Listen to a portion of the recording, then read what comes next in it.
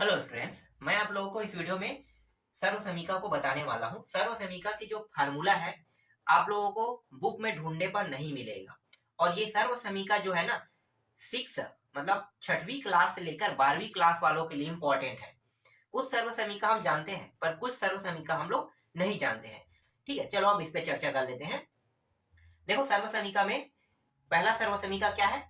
ए plus B का वर्ग दिया हुआ है और इसके बराबर देखो क्या है, ए वर्ग प्लस बी वर्ग प्लस 2ab दिया हुआ है।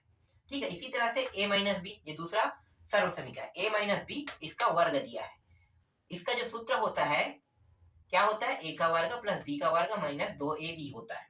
तीसरा है ए का वर्ग माइनस बी का वर्ग। अगर ऐसा होता है, ठीक है, तो क्या करना है आपको? ए प्लस बी में तोड़ देना है और ए माइनस बी में तोड़ देना है। इसके बाद चौथा देखो, चौथा जो सर्व समीकरण है ये लिखने पे थोड़ा आगे पीछे हो गया है ना। ये पहले होता, इसके बाद ये इसका उत्तर होता। तो a प्लस बी का वर्ग प्लस a माइनस बी का अगर वर्ग है तब ये कितना होगा? 2 हो जाएगा। a का वर्ग प्लस b का वर्ग हो जाएगा। ठीक है, इसे हल करके देख लेना। ये देखो, मैं आपको सिंपल ट्रिक में बताता हूँ। ये दोनों मान है, देखो ये दोनों को क्या कर दिया? जोड़ दिया है। तो ये जुड़ के 2 हो गया, ये जो हो गया ए प्लस और माइनस क्या हो गया? कट गया। तो ये इस प्रकार से मान प्राप्त होगा। सिंपल है। ठीक है, पांचवा देखो, ए प्लस बी और कोष्टक के बाद इसका वर्ग है माइनस ए माइनस बी, कोष्टक के बाद इसका वर्ग है, बराबर 4ab दिया हुआ है। ठीक है, ये सेम टू सेम है। इस बार क्या होगा? अगर मैं इसको माइनस में कर दूंगा तो ये मान कट जाएगा और ये मान माइनस में प्लस होकर ये दोनों जुड़ जाएगा, तो 4ab बन जाएगा। ये इस प्रकार से निकला है। इसके बाद देखो छठवा है, ए प्लस बी का 3 घात दिया हुआ है। ठीक है, कोष्टक के अंदर में 3 घात है। तो इसको हम कैसे लिखेंगे? ए का 3 घात, बी का 3 घात प्लस 3ab, फिर ए बी बस को हम क्या कर देंगे? प्लस में रख के कोष्टक के अंदर लिख देंगे। सेम टू सेम इसको भी वैसे ही करेंगे, क्योंकि यहाँ पे सिर्फ चिन्ह में बस परिवर्तन है, बाकी में परिवर्तन नहीं है।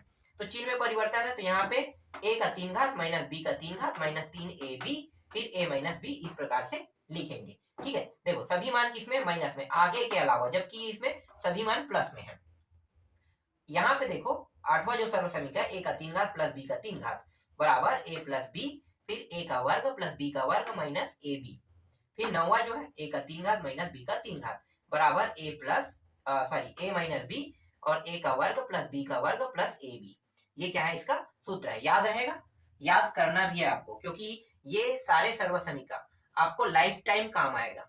ठीक है, लाइफ टाइम कॉलेज में भी यूज होता है। अगर आप मैथ्स लेके पढ़ रहे हैं तो कॉलेज में भी यूज होगा।